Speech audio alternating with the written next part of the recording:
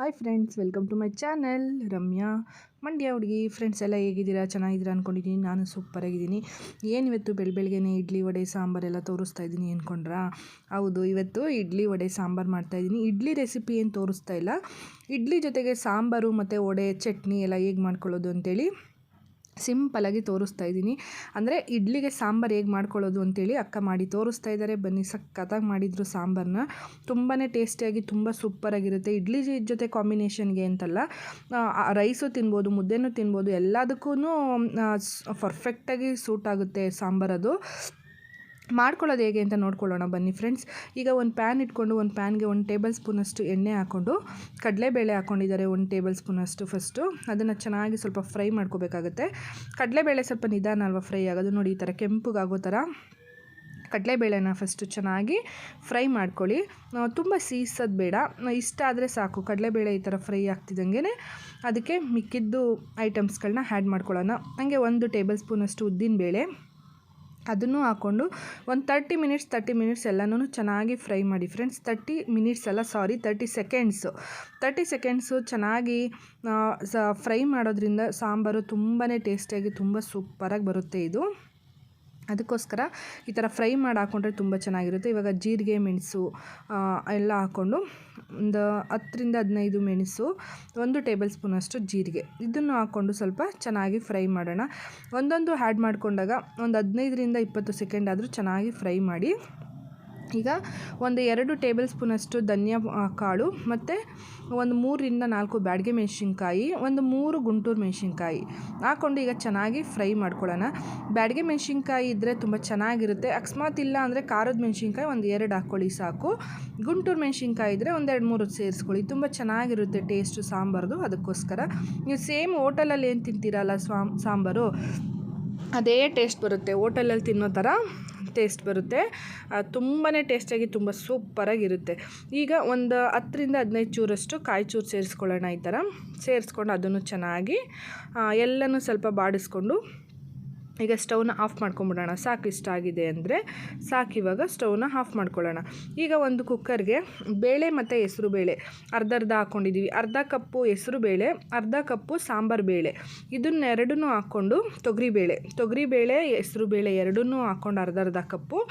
ಈಗ 2 ವಿಷಲ್ ಕೂಗಿಸ್ಕೊಳ್ಳೋಣ. ಯಾಕಂದರೆ ತರಕಾರಿ ಜೊತೆಗೆ ಹಾಕ್ಕೊಂಡ್ರೆ ಅಷ್ಟು ಚೆನ್ನಾಗಿ ಸ್ಮ್ಯಾಶ್ ಮಾಡೋದಕ್ಕಾಗಲ್ಲ ಬೇಳೆನ. ಅದಕ್ಕೋಸ್ಕರ ಸಪ್ರೇಟಾಗಿ ಇವಾಗ ಬೇಳೆ ಮತ್ತು ತೊಗರಿಬೇಳೆ ಹೆಸರು ಬೇಳೆ ಎರಡನ್ನೂ ಅರ್ಧ ಕಪ್ ಸೇರಿಸ್ಕೊಂಡು ಕೂಗಿಸ್ಕೊತಾ ಇದ್ದೀವಿ. ಅದಕ್ಕೆ ಒಂದು 1/4 ಟೇಬಲ್ ಸ್ಪೂನಷ್ಟು ಅರಿಶಿನ ಪುಡಿ ಹಾಕ್ಕೊಂಡು ಸ್ವಲ್ಪ ನೀರು ಸೇರಿಸ್ಕೊಂಡು ಅದಕ್ಕೆ ಒಂದು 3-4 ಕಪ್ಪಷ್ಟು ನೀರು ಸೇರಿಸ್ಕೊಂಡು ಇದನ್ನು 2 ವಿಷಲ್ ಕೂಗಿಸ್ಕೊಂಬರೋಣ. ನೋಡಿ, ಇವಾಗ 2 ವಿಷಲ್ ಕೂಗಿದೆ. ಈಗ ನೋಡಿ ಫ್ರೆಂಡ್ಸ್, ಬೇಳೆ ಎಲ್ಲ ಎಷ್ಟು ಚೆನ್ನಾಗಿ ಬೆಂದಿದೆ. ನೋಡಿ, ಈ ಥರ ಬೇಯಿಸ್ಕೋಬೇಕಾಗುತ್ತೆ. ಈ ಥರ ಚೆನ್ನಾಗಿ ಬೇಯಿಸ್ಕೊಂಡ್ರೆ ತುಂಬ ಚೆನ್ನಾಗಿ ಬರುತ್ತೆ. ಯಾಕಂದರೆ ತರಕಾರಿನೂ ಒಟ್ಟಿಗೆ ಹಾಕಿ ಕೂಗಿಸ್ಕೊಂಬಿಟ್ರೆ ಇಷ್ಟು ಚೆನ್ನಾಗಿ ಬೇಯೋದಿಲ್ಲ ಬೇಳೆ. ಅದಕ್ಕೋಸ್ಕರ ಇಷ್ಟು ಕೂಗಿಸ್ಕೊಂಡ್ರೆ ಸಾಕು.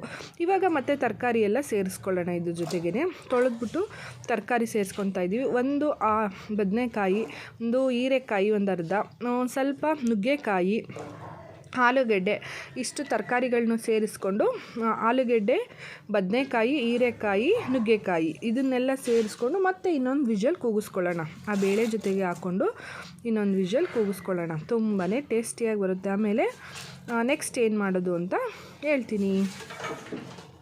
ಈಗ ನೋಡಿ, ಅಕ್ಕ ತರಕಾರಿಗಳೆಲ್ಲ ಹಾಕ್ಬಿಟ್ಟು ಒಂದು ವಿಷಲ್ ಕೂಗ್ಸೋಕೆ ಇಡ್ತಾ ಇದ್ದಾರೆ. ಈಗ ಒಂದು ಸ್ವಲ್ಪ ಮಿಕ್ಸ್ ಮಾಡ್ಕೊಳ್ಳೋಣ. ಇದನ್ನು ಮಿಕ್ಸ್ ಮಾಡಿಕೊಂಡು ಸಾಂಬಾರು ಪುಡಿ, ಮನೇಲೇ ಏನು ಸಾಂಬಾರು ಪುಡಿ ಮಾಡ್ಕೊಂಡಿರ್ತೀವಲ್ವ, ಅದು 1 ಟೇಬಲ್ ಸ್ಪೂನಷ್ಟು ಸಾಂಬಾರು ಪುಡಿ ಅಷ್ಟೇ, ಜಾಸ್ತಿ ಹಾಕ್ಕೊಂಡಿಲ್ಲ. 1 ಟೇಬಲ್ ಸ್ಪೂನಷ್ಟು ಮನೇಲೇ ಮಾಡಿರುವಂತಹ ಸಾಂಬಾರು ಪೌಡ್ರನ್ನ ಸೇರಿಸ್ಕೊತಾ ಇದ್ದೀವಿ. ಸೇರಿಸ್ಕೊಂಡು ಇನ್ನೊಂದು ಸ್ವಲ್ಪ ನೀರು ಸೇರಿಸ್ಕೊಳ್ಳೋಣ. ಯಾಕೆಂದರೆ ತರಕಾರಿ ಎಲ್ಲ ಹಾಕಿದ್ಮೇಲೆ ನೀರು ಇನ್ನೂ ಬೇಕಾಗುತ್ತಲ್ವ, ಅದಕ್ಕೋಸ್ಕರ ಇನ್ನೊಂದು ಸ್ವಲ್ಪ ನೀರು, 1 ಲೋಟ ನೀರು ಸೇರಿಸ್ಕೊಂಡು ಮತ್ತೆ ಇನ್ನೊಂದು ವಿಷಲ್ ಕೂಗಿಸ್ಕೊಳ್ಳೋಣ ಫ್ರೆಂಡ್ಸ್. ಅದು ಇನ್ನೊಂದು ವಿಷಲ್ ಕೂಗುವಷ್ಟೊತ್ತಿಗೆ ನಾವು ಆವಾಗಲೇ ಏನೆಲ್ಲ ಹುರಿದಿಟ್ಕೊಂಡಿದ್ವಲ್ವ ಅದನ್ನೆಲ್ಲ ಪೇಸ್ಟ್ ಮಾಡ್ಕೊಂಬಿಡೋಣ, ಅಂದರೆ ರುಬ್ಕೊಂಬಿಡೋಣ. ಬನ್ನಿ, ಇದು 1 ವಿಷಲ್ ಕೂಗಲಿ. ಅಷ್ಟೊತ್ತಿಗೆ ನಾವು ಹುರಿದಿಟ್ಕೊಂಡಿರೋಂಥ ಮಸಾಲೆ, ಅಂದರೆ ಹುರಿದಿಟ್ಕೊಂಡಿರೋಂಥ ಕಾಳುಗಳು, ತೆಂಗಿನಕಾಯಿ ಎಲ್ಲನೂ ಸೇರಿಸ್ಕೊಂಡು ಇವಾಗ ಅಕ್ಕ ರುಬ್ತಾ ಇದ್ದಾರೆ. ತುಂಬ ಟೇಸ್ಟಿಯನ್ನು ಬಿಡಿ, ತುಂಬ ಸೂಪರಾಗಿ ಮಾಡಿದ್ವಿ ಅಂತಲೇ ಹೇಳಬೇಕು. ಸಾಂಬಾರು ನನಗಂತೂ ತುಂಬ ಇಷ್ಟ ಆಯಿತು. ಜೊತೆಗೆ ವಡೆ ಮಾಡಿದ್ವಿ. ವಡೆ ಇಡ್ಲಿ ಸಾಂಬಾರು ಕಾಂಬಿನೇಷನ್ ಅಂತೂ ಸಖತ್ತಾಗಿತ್ತು. ಹೋಟ್ಲಲ್ಲಿ ತಿಂದಷ್ಟೇ ಖುಷಿ ಆಯಿತು, ಅಷ್ಟು ತುಂಬ ಸೂಪರಾಗಿ ಬಂದಿತ್ತು. ಈಗ ನೋಡಿ ಅಕ್ಕ ಆ ಮಸಾಲೆನೂ ರುಬ್ಕೊತಾ ಇದ್ದಾರೆ. ಫ್ರೆಂಡ್ಸ್, ನೀವು ಹೆಂಗೆ ಸಾಂಬಾರು ಮಾಡ್ತೀರಾ, ನೀವು ಮನೇಲೂ ಟ್ರೈ ಮಾಡಿ ಹೇಗೆ ಬಂತು ಅಂತೇಳಿ ಕಮೆಂಟ್ ಮಾಡೋದು ಮರಿಬೇಡಿ. ಒಂದು ಸಲ ಟ್ರೈ ಮಾಡಿ ಫ್ರೆಂಡ್ಸ್, ತುಂಬ ಈಸಿ ಇದೆ, ಆರಾಮ್ಸೆ ಮಾಡ್ಕೊಬೋದು. ಇಡ್ಲಿಗೆ ಸಾಂಬಾರು ತುಂಬಾ ಟೇಸ್ಟಿಯಾಗಿರುತ್ತೆ. ನೀವು ಮುದ್ದೆಗೂ ಯೂಸ್ ಮಾಡ್ಬೋದು, ಹಾಗೆ ಅನ್ನಕ್ಕೂ ಚೆನ್ನಾಗಿರುತ್ತೆ.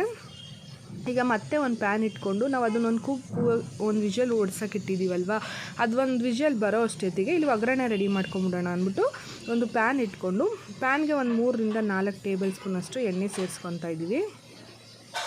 ಸ್ವಲ್ಪ ದೊಡ್ಡದೇ ಬಾಣಲಿ ಇಟ್ಕೊಬೇಕಾಗುತ್ತೆ, ಯಾಕಂದರೆ ನಾವು ನೀರೆಲ್ಲ ಸೇರಿಸ್ಕೊಬೇಕಲ್ವ. ಸಾಂಬಾರು ಇಡ್ಲಿಗೆ ಸ್ವಲ್ಪ ಜಾಸ್ತಿನೇ ಬೇಕಾಗುತ್ತಲ್ಲ, ಅದಕ್ಕೋಸ್ಕರ ಸ್ವಲ್ಪ ದೊಡ್ಡ ಪಾತ್ರೆಯಲ್ಲೇ ಮಾಡ್ತಾಯಿದ್ದೀವಿ. ಇವಾಗ ಎಣ್ಣೆ ಸೇರಿಸ್ಕೊಂಡಾದ್ಮೇಲೆ ಎಣ್ಣೆ ಬಿಸಿ ಆದಮೇಲೆ 1 ಟೇಬಲ್ ಸ್ಪೂನಷ್ಟು ಸಾಸಿವೆ ಸೇರಿಸ್ಕೊತಾ ಇದ್ದೀವಿ. ಸಾಸಿವೆ ಎಲ್ಲ ಸ್ವಲ್ಪ ಚಿಟಪಟ ಅನ್ನಲಿ.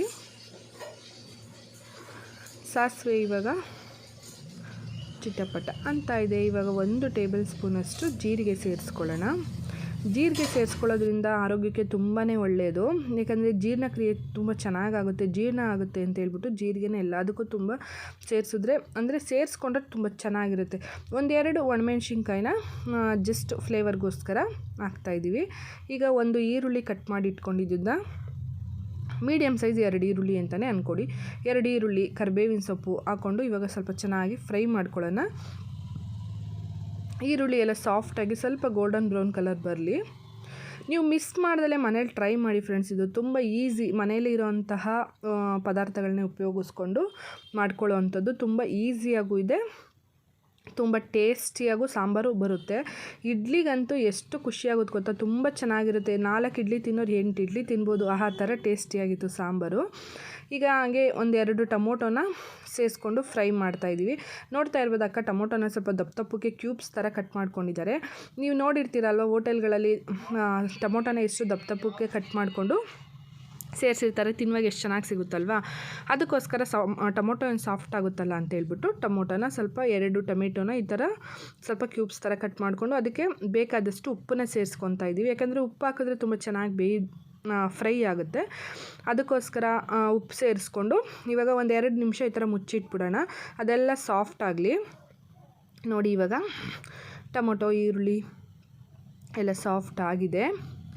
ಈಗ ಸಾಫ್ಟ್ ಆಗಿರೋದನ್ನ ಇನ್ನೂ ಸ್ವಲ್ಪ ಚೆನ್ನಾಗಿ ಫ್ರೈ ಮಾಡ್ಕೊಂಬಿಟ್ಟು ಇವಾಗ ನಾವೇನು ರುಬ್ಬಿಟ್ಕೊಂಡಿದ್ವಲ್ಲ ಮಸಾಲೆ, ಆ ಮಸಾಲೆನ ಸೇರಿಸ್ಕೊಳ್ಳೋಣ ಫ್ರೆಂಡ್.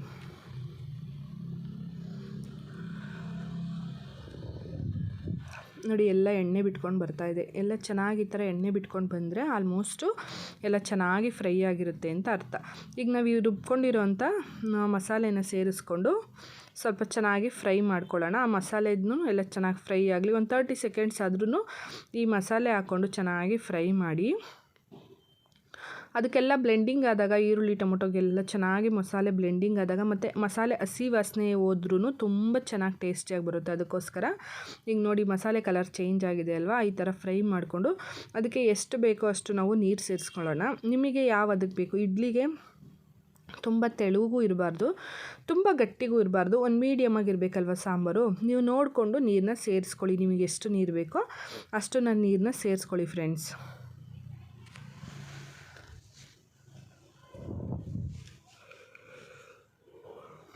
ನೋಡಿ ನೀರು ಹಾಕ್ಕೊಂಡು ಇವಾಗೆಲ್ಲ ಚೆನ್ನಾಗಿ ಮಿಕ್ಸ್ ಮಾಡಿಬಿಟ್ಟು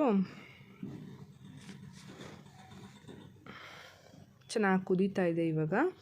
ಈಗ ನಾವು ಆವಾಗಲೇ ತರಕಾರಿ ಏನಿದೆ ರುಬ್ಬಿಟ್ಕೊಂಡಿದ್ವಲ್ವಾ ಅದನ್ನೆಲ್ಲ ಸೇರಿಸ್ಕೊತಾ ಇದ್ದೀವಿ.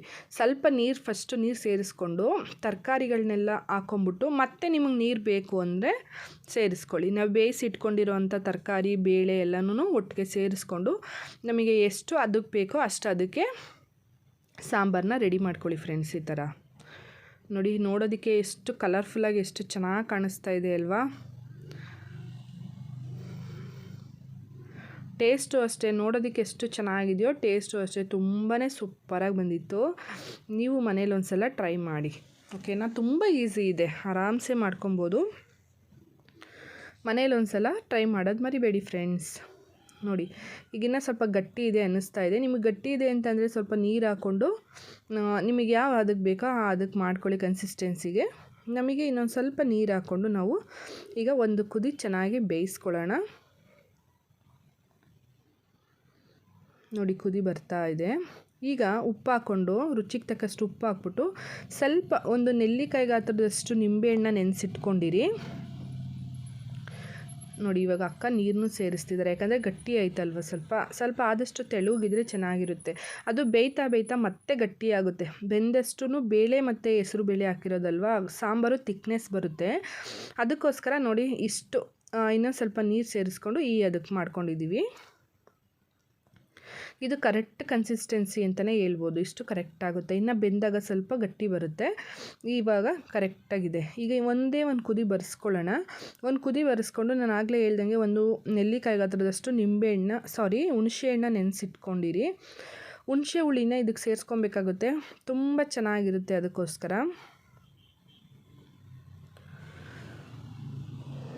ಈಗ ಸಾಂಬಾರು ಚೆನ್ನಾಗಿ ಕುದಿ ಬರ್ತಾಯಿದೆ. ನಾವು ಆವಾಗಲೇ ಏನು ಹುಣಸೆ ಹುಳಿ ನೆನೆಸಿಟ್ಕೊಂಡಿರಬೇಕು ಅಂತ ಹೇಳಿದ್ನಲ್ವ, ಆ ಹುಳಿನೂ ಸೇರಿಸ್ಕೊಳ್ಳಿ. ಉಪ್ಪು, ಹುಳಿ, ಖಾರ ಎಲ್ಲ ಸೇರಿದಾಗ ಎಷ್ಟು ಟೇಸ್ಟಿಯಾಗಿರುತ್ತಲ್ವ ಸಾಂಬಾರು, ಅದಕ್ಕೇ. ಈಗ ಹುಳಿ ಸೇರಿಸ್ಕೊಂಡು ಚೆನ್ನಾಗಿ ಬೇಯಿಸ್ಕೊಳ್ಳೋಣ ಸಾಂಬಾರನ್ನ ಫ್ರೆಂಡ್ಸ್. ಚೆನ್ನಾಗಿ ಎಣ್ಣೆ ಬಿಟ್ಕೊಂಡು ಬರಲಿ ಸಾಂಬಾರು. ಅಷ್ಟೊತ್ತಿಗೆ ಉದ್ದಿನೊಡೆಗೆ ನೆನೆಸಿಟ್ಟಿದ್ದಾರೆ ಅಕ್ಕ. ಉದ್ದಿನೊಡೆಗೆ ಆ ಕಪ್ಪಲ್ಲಿ 1-2 ಕಪ್ ಆಗುವಷ್ಟು ಉದ್ದಿನಬೇಳೆ, ಸ್ವಲ್ಪ ಅದಕ್ಕೆ ಜೊತೆಗೆ ಕಡಲೆಬೇಳೆ ಹಾಕಿ ನೆನೆಸಿಟ್ಟಿದ್ರು. ನೋಡಿ 2 ಕಪ್ಪು ಉದ್ದಿನಬೇಳೆಗೆ ಒಂದು ಅರ್ಧ ಕಪ್ಪಷ್ಟು ಕಡಲೆಬೇಳೆ ನೆನೆಸಿಟ್ಟಿದ್ರು. ಈಗ ಅದನ್ನು ರುಬ್ಕೊತಾ ಇದ್ದಾರೆ ಉದ್ದಿನೊಡೆ ಮಾಡೋದಕ್ಕೆ. ಇಡ್ಲಿ ಜೊತೆ ಉದ್ದಿನೊಡೆ ಮಾಡಿದ್ರೆ ತುಂಬಾ ಚೆನ್ನಾಗಿರುತ್ತಲ್ವ ಕಾಂಬಿನೇಷನ್ನು. ಅದಕ್ಕೋಸ್ಕರ ಇಡ್ಲಿ, ಸಾಂಬಾರು, ಉದ್ದಿನೊಡೆ ಚೆನ್ನಾಗಿರುತ್ತೆ ಅಂಥೇಳಿ ಅಕ್ಕ ಇವಾಗ ಉದ್ದಿನೊಡೆಗೆ ರೆಡಿ ಮಾಡ್ಕೊತಾ ಇದ್ದಾರೆ. ಸ್ವಲ್ಪ ಮಿಕ್ಸಿಲಿ ರುಬ್ಬೋದು ಲೇಟ್ ಆಗುತ್ತೆ ಅಂತಲೇ ಹೇಳ್ಬೋದು ವಡೆಗೆ. ಅಕಸ್ಮಾತ್ ಗ್ರೈಂಡರ್ ಇತ್ತು ಅಂದರೆ ಒಂದೇ ಸಲ ಹಾಕ್ಕೊಂಡ್ರೆ ತುಂಬ ಚೆನ್ನಾಗಿರುತ್ತೆ. ಬಟ್ ಗ್ರೈಂಡರ್ ಇಲ್ಲ ನಮ್ಮ ಮನೇಲಿ, ಅದಕ್ಕೋಸ್ಕರ ಮಿಕ್ಸಿ ಮಾಡ್ಕೊತಾ ಇದ್ದೀವಿ. ನೋಡಿ ಸಾಂಬಾರು ಎಷ್ಟು ಚೆನ್ನಾಗಾಗಿದೆ ಅಂತೆಲ್ಲ ಎಣ್ಣೆ ಬಿಟ್ಕೊಂಡು ಬಂದಿದೆ ಚೆನ್ನಾಗಿ ಕುದ್ದು. ಈ ಟೈಮಲ್ಲಿ ಸ್ವಲ್ಪ ಕೊತ್ತಂಬರಿ ಸೊಪ್ಪು ಸೇರಿಸ್ಕೊಂಡು ಸ್ಟವ್ನ ಆಫ್ ಮಾಡ್ಕೊಂಬಿಡೋಣ ಫ್ರೆಂಡ್ಸ್. ಅಷ್ಟೇ, ಸಾಂಬಾರು ರೆಡಿ ಇದೆ. ನೋಡಿ ಈ ಥರ ಎಣ್ಣೆ ಬಿಟ್ಕೊಂಡು ಬಂದಿದೆ ಅಂದರೆ ಸಾಂಬಾರು ರೆಡಿ. ನೋಡ್ತಾ ಇರ್ಬೋದು ಕನ್ಸಿಸ್ಟೆನ್ಸಿ ಎಷ್ಟು ಚೆನ್ನಾಗಿ ಬಂದಿದೆ ಅಲ್ವಾ. ಗಟ್ಟಿನೂ ಇಲ್ಲ ತೆಳುನೂ ಇಲ್ಲ, ಕರೆಕ್ಟಾಗಿ ಇಡ್ಲಿ ಸಾಂಬಾರು ಇಡ್ಲಿಗೆ ಏನು ತಿಕ್ನೆಸ್ ಬೇಕೋ ಸಾಂಬಾರು ಅಷ್ಟು ಕರೆಕ್ಟಾಗಿ ಬಂದಿದೆ. ಈಗ ನೋಡಿ ಉದ್ದಿನೊಡೆಗೆ ರುಬ್ಬಿಟ್ಕೊಂಡಿದ್ದಾರಲ್ವ, ಅದಕ್ಕೆ ಇವಾಗ ಉಪ್ಪು, ಅದಕ್ಕೆ ಏನೇನು ಬೇಕೋ ಎಲ್ಲ ಸೇರಿಸ್ಕೊತಾ ಇದ್ದಾರೆ. ಬನ್ನಿ ಒಂದೊಂದೇ ಏನೇನು ಸೇರಿಸ್ತಾರೆ ಅಂತ ಹೇಳ್ತೀನಿ. ಈಗ ರುಚಿಗೆ ತಕ್ಕಷ್ಟು ಉಪ್ಪು ಹಾಕ್ಕೊಂಡಿದ್ದಾರೆ.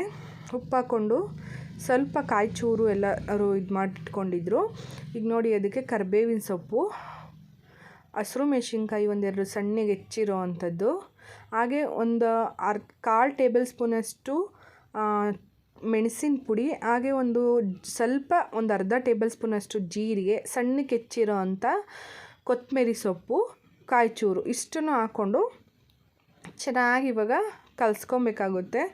ಅದು ಚೆನ್ನಾಗಿ ನಮಗೆ ಉಬ್ಬಿ ಬರಬೇಕು, ಆ ಥರ ಚೆನ್ನಾಗಿ ಕಲಿಸ್ಕೊಬೇಕು ಉದ್ದಿನೊಡೆಗೆ. ಆವಾಗ ಉದ್ದಿನೊಡೆ ತುಂಬ ಚೆನ್ನಾಗಿರುತ್ತೆ. ಬೇಕು ಅಂದರೆ ಒಂದು 1/4 ಟೇಬಲ್ ಸ್ಪೂನಷ್ಟು ಸೋಡಾ ಸೇರಿಸ್ಕೊಳ್ಳಿ.